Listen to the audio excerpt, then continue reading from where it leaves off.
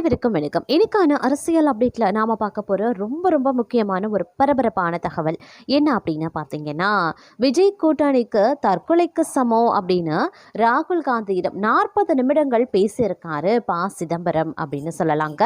ஏன்னா விஜய் கூட நாம கூட்டணி வச்சோம்னா அது தற்கொலைக்கு சமம் அப்படின்னு அவர் தெரிவித்திருப்பது பார்த்தீங்கன்னா அரசியல் வட்டாரத்தில் பெரும் பரபரப்பை ஏற்படுத்தியிருக்கிறது அப்படின்னு சொல்லலாம். இந்த விஷயத்துல என்ன நடந்திருக்கு, இதனுடைய முழுமையான தகவலோடு இன்னும் பரபரப்பான அரசியல் அப்டேட்ஸை தொடர்ந்து நீங்க தெரிந்த பலன் பெற வீடியோவை ஸ்கிப் பண்ணாம கடைசி வரைக்கும் பாருங்க.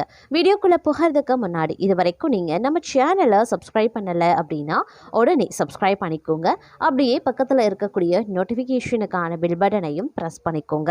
சரி நேயர்களே, வாங்க வீடியோக்குள்ள போகலாம்.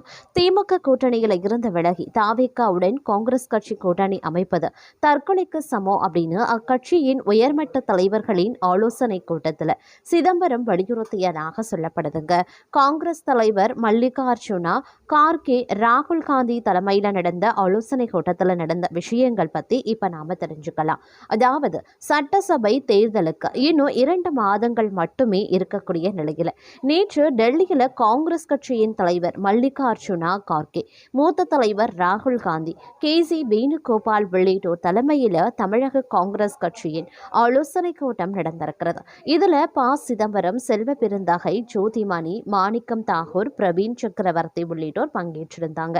தமிழக காங்கிரஸ் கட்சியின் MPக்கள், MLAக்கள், முக்கிய நிர்வாகிகள் பங்கேற்றிருந்தாங்க.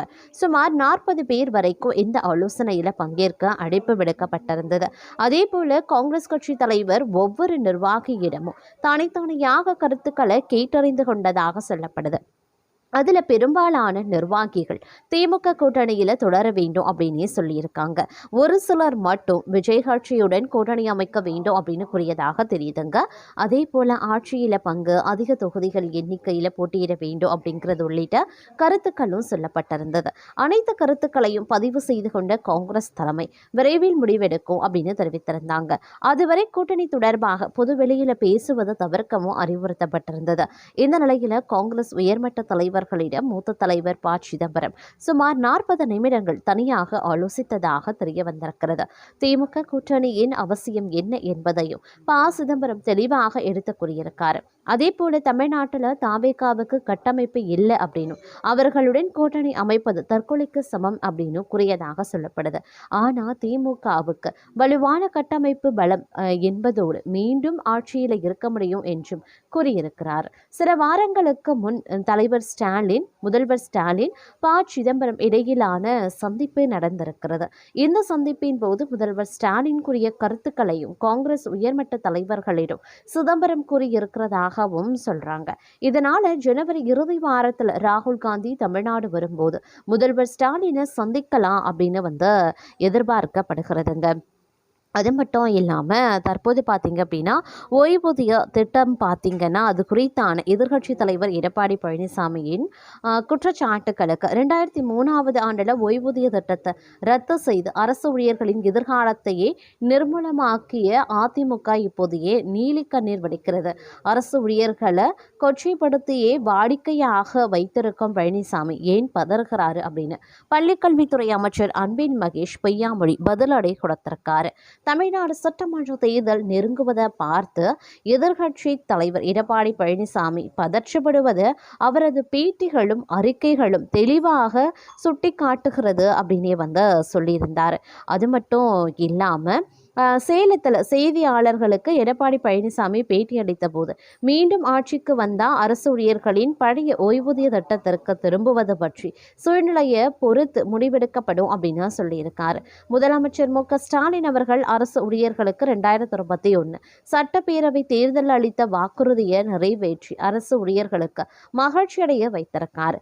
ஆட்சியில் இருந்தபோது பழைய ஓய்வூதிய திட்ட வாக்குறுதிகளை நிறைவேற்றாத பழனிசாமி ஆட்சிக்கு வந்தா நிறைவேற்றுவதாக சொல்வது அருக மாட்டவதவன் இடுப்புல 58 அறிவாளா அப்படின்னு பழமொழியைத்தான் நினைவுக்கு கொண்டு வருகிறது அப்படின்னு சொல்லலாம். ஓய்வூதிய திட்டத்தை முழுமையாக பறித்து அரசு ஊழியர் எதிர்காலத்தையே 2003ஆவது ஆண்டுல சிதைத்த அதிமுக தற்போது அரசு ஊழியர்கள் மீது திடீர் கரிசனம் காட்டுவது வெறும் தேர்தல் நாடகம்தான் என்பதை கூட அரசு ஊழியர்கள் புரிந்து கொள்ள மாட்டார்களா என்ன அப்படின்ற ஒரு கேள்வியையும் அவர் எழுப்பியிருந்தார். அது மட்டும் இல்லாமல் தற்போது பார்த்தீங்க அப்படின்னா இந்த விவகாரம் அப்படிங்கிறது வந்து மிகப்பெரிய அளவில் பேசுபொருளாக இருக்கிறது. அது மட்டும் இல்லாமல் 2016 சட்டப்பேரவை தேர்தலுக்காக அதிமுக வெளியிட்ட தேர்தல் அறிக்கையில் வாக்குறுதி எண் 46 பழைய ஓய்வூதிய திட்டம் தொடர நடவடிக்கை எடுக்கப்படும் அப்படின்னு அரசு ஊழியர்களுக்கு வாக்குறுதி அளிக்கப்பட்டிருந்தது. அந்த வாக்குறுதியை 5 ஆண்டு காலமாக ஏன் நிறைவேற்றலை? அரசு ஊழியர்களின் 23 ஆண்டு கால கோரிக்கைக்கான ஓய்வூதிய திட்டத்தை முதலமைச்சர் மு.க. ஸ்டாலின் அவர்கள் அறிவித்து அவர்களின் வாழ்க்கையில வசந்தத்தை தந்திருக்காரு. தற்போது திமுக அந்த வாக்குறுதியை நிறைவேற்றியதும் பொறுக்க முடியாம பழைய ஓய்வூதிய திட்டத்திற்கு மாறுவது பற்றி முடிவெடுப்போம் என்றெல்லாம் தேன் தடவி பேசுகிறாரு பழனிசாமி. 4 ஆண்டுகள் ஆட்சியில் இருந்தபோது பழனிசாமி அந்த பழைய ஓய்வூதிய திட்ட வாக்குறுதியை நிறைவேற்றியிருக்கலாமே, ஏன் செய்யல? தற்போது திமுக அரசு அறிவித்ததும் பொங்கி எழுவது ஏன்?